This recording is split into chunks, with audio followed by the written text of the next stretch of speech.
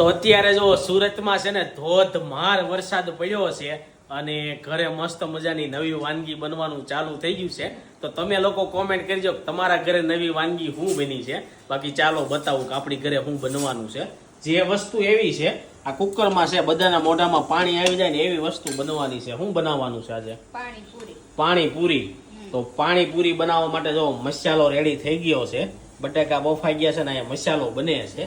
અને આ શું બનાવ્યું છે? લાલ લાલ ગળું પાણી. હે ગળું પાણી હાજમ હાજમ કે ઈ સબરસનું બની ગયું, એ ફ્રીજમાં છે. સબરસનું પાણી બની ગયું છે. આ પાણી બનાવવામાં શું નાખ્યું? ખજૂર, ગળ, લીંબુ, લસણ.